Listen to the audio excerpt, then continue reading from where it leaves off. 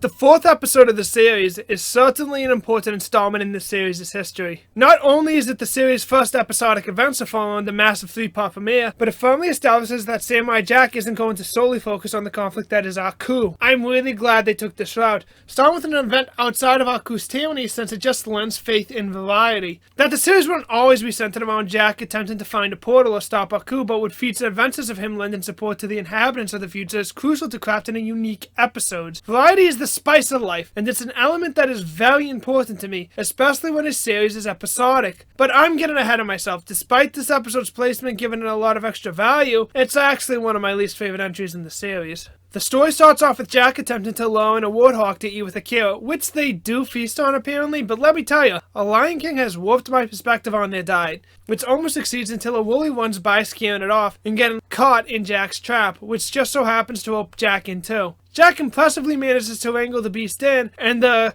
Coachelites, I don't know if that's, I can't pronounce stuff. The Coachelites thank the samurai with a celebration feast. Even on a surface level, it's blatantly apparent that the Coachelites aren't good people and are abusing the woolies, which eventually leads to Jack helping to free them from captivity. The story is simplistic, but it works well enough, and there are some interesting elements. The parallels the story has to slavery is pretty overt, down to the more technologically advanced capture of a more agricultural culture that are even wearing outfits clearly inspired from traditional African garb. However, what makes this interpretation a little more valuable is how it uses the different species and distinguishable characteristics to form a connection between the two. Despite the Coachelites comparing the woolies to horses, the series wisely places the woolies on the same wavelength as their captors despite the disparity in design between the two distinct species. Aside from Lazo, all the woolies look exactly the same and are even all voiced by Kevin Michael Richardson. On the same note, all the Coachelites are identical, with all sharing the same voice actor, the ubiquitous Tom Kenny. Their two leaders being the only ones distinguishable from one of their species, and while Lazo has quite a few qualities that make him stand out, like a different voice actor, Brock Peters,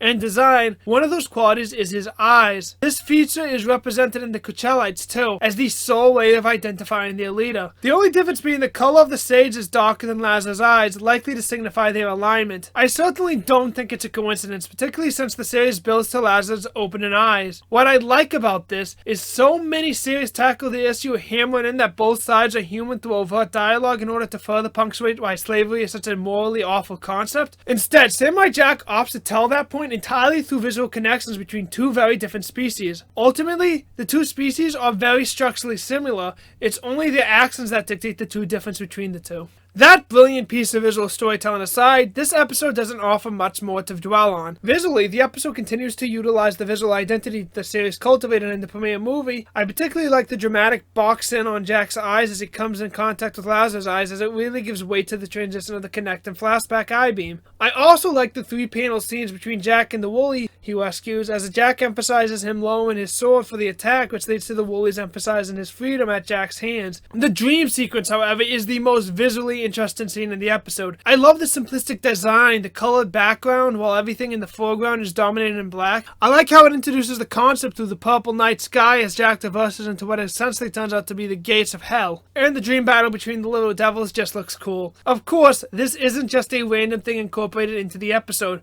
but foreshadows the remainder of the episode. The gates of hell ending up just being the gates of captivity. Connecting the Coachelites to the little devils also furthers the show's stance on slavery without requiring the use of dialogue. The rest of the episode is just standard fare. It's entertaining, but nothing really worth noting. I rather enjoyed the joke involving Jack and the delicacies available to him, how his experience with that drink altered his approach with the apple, which he ends up giving to the woolly pie to realizing it's closer connected to him than humans, Jack's empathy being showcased once more. The music was also great. I love the somewhat low-key triumphant track that played as the rest of the woolies are freed.